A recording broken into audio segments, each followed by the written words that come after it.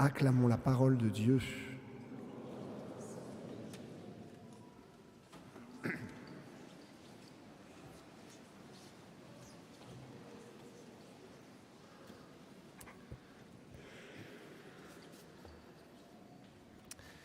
Heureusement qu'il y a de bons micros et que je ne dois pas prêcher tout seul sur la chaire là-haut, pour que vous puissiez m'entendre.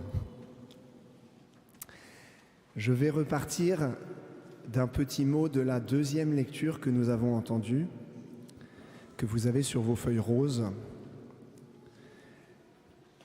Dans la deuxième lecture, il est écrit à un moment donné « Dieu, personne ne l'a jamais vu ».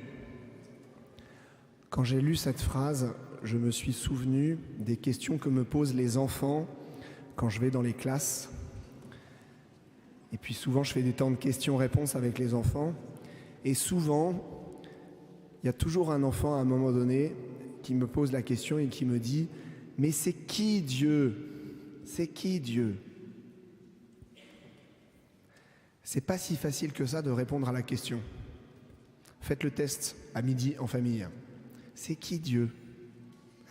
En tout cas, dans la deuxième lecture, on dit « Dieu, personne ne l'a jamais vu ». Alors moi, je m'en tire en disant « Dieu, il est grand, Dieu, il est au ciel, Dieu, il est bon, Dieu, il nous aime, Dieu, il a créé le monde, Dieu, il est esprit. » On pourrait dire, pour les adultes, il est transcendant, il transcende toute chose, d'une perfection absolue.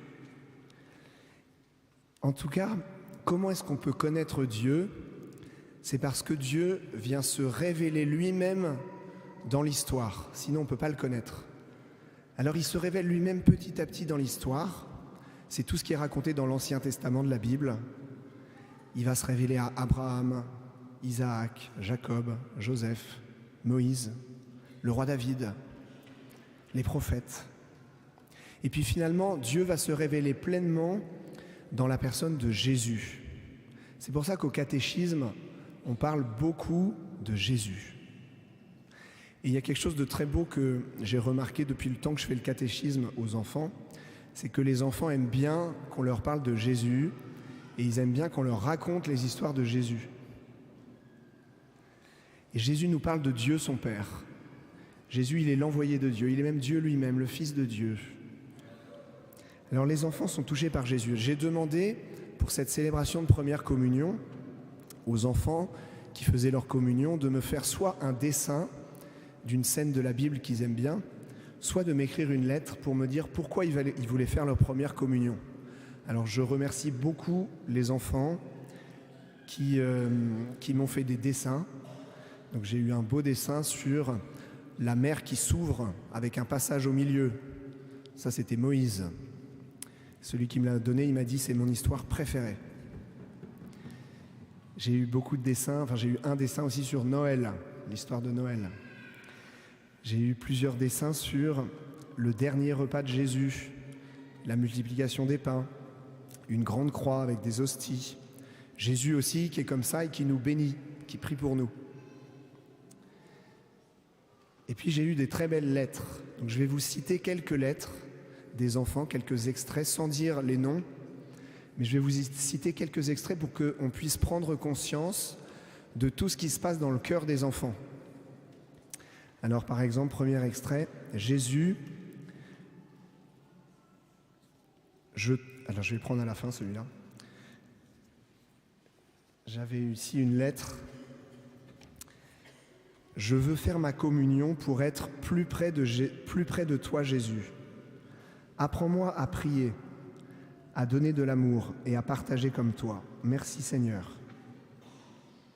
Autre lettre. Je veux être communié car je ressens l'amour de Dieu. Je me sens bien dans l'église. Dans ma chambre, j'ai un coin prière. Je prie quand je ne vais pas bien. La vie de Jésus m'intéresse. Et pendant la retraite, j'ai pu apprendre plein de choses. Autre lettre. Je veux faire ma première communion parce que j'aime bien parler de Jésus. Au caté, j'aime bien découvrir des histoires de Jésus dans la Bible et les miracles. J'aime bien la période de Noël. Comme Jésus est le Fils de Dieu, il nous aime et il nous pardonne. Jésus me console quand je me mets dans mon coin prière. Autre lettre, je veux faire ma première communion parce que je crois que Jésus est vraiment dans l'Eucharistie, dans l'hostie. Et du coup, en mangeant l'hostie, je vais le recevoir dans mon cœur. Je serai dans la joie. Et puis, dernier extrait que je vous lis. Jésus, je t'ouvre la porte de mon cœur pour que tu sois toujours avec moi et que tu m'aides à te ressembler. Être toujours avec moi et m'aider à te ressembler. Voilà, Jésus présent qui veut venir dans notre cœur, dans le cœur des enfants aujourd'hui pour pouvoir mieux le suivre et mieux lui ressembler. On a évoqué une figure pendant la retraite. C'est un jeune qui s'appelle Carlo Acutis. Le jeune Carlo Acutis, il a fait sa communion à l'âge de 7 ans. C'était un Italien, un jeune Italien. Il est décédé à l'âge de 15 ans d'une maladie. Mais le jour de sa première communion, dans son église, dans sa paroisse, le soir, il a dit à sa maman, « Maman, est-ce que j'ai fait ma première communion, j'ai accueilli Jésus dans mon cœur, est-ce que maintenant j'ai le droit d'aller à la messe tous les jours ?» Il a demandé à sa maman l'autorisation d'aller à la messe tous les jours. Et puis, heureusement, ses parents habitaient tout à côté de l'église, et puis il y avait une nounou qui pouvait l'emmener. Et du coup, tous les soirs, après avoir goûté, après avoir fait son travail, à 19h, il allait à la messe qui durait une demi-heure, tous les jours. En fait, il avait découvert, Carlo, que Jésus est vraiment présent dans l'Eucharistie. Du coup, il disait, on a plus de chance que les apôtres. Les apôtres, pour voir Jésus, ils devaient se déplacer pour trouver où était Jésus. Nous, pour voir Jésus, il suffit d'aller dans une église. Et là, on rencontre Jésus, présent dans l'Eucharistie. Alors, dernier point, je vais conclure. Il y a une autre phrase dans l'Évangile qui vient d'être lue, sur la feuille rose aussi. Jésus prie pour que tous les apôtres soient gardés dans l'unité, tous les disciples, tous les chrétiens soient gardés dans l'unité. Et l'Eucharistie, la communion, c'est le sacrement de l'unité. Dieu veut faire l'unité entre nous à la messe. Et l'unité, c'est l'unité dans la diversité, c'est pas l'uniformité. Dieu veut pas qu'on soit tous pareils. Il aime bien qu'on soit tous différents, parfois même tous très différents. Mais Dieu veut quand même faire l'unité entre nous. Et c'est beau quand on vient à la messe, quand on va dans une paroisse, dans une église, de se dire qu'on est différent de notre voisin. Et il y a quelque chose de bon à cela. Et justement, Jésus, Dieu, il veut l'unité du genre humain, on pourrait dire l'unité des nations, l'unité des peuples, dans la diversité, que chacun soit pleinement soi-même. Hommes, femmes, différentes cultures, différentes races, différentes histoires, différentes sensibilités, tout ce que vous voulez. Dieu veut faire l'unité entre nous tous. Ça, c'est aussi le sacrement de l'Eucharistie.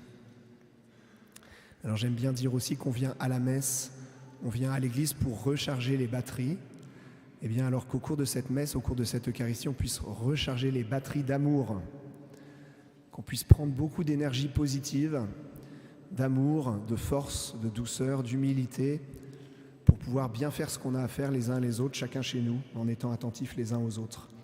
Et dans le texte que vous avez aussi sur vos feuilles, Jésus dit une belle phrase, il dit « Je vous dis cela pour que ma joie soit en vous et pour que vous soyez comblés de joie. » Le projet de Dieu, c'est de nous transmettre sa joie, que nous puissions être dans la joie du Seigneur.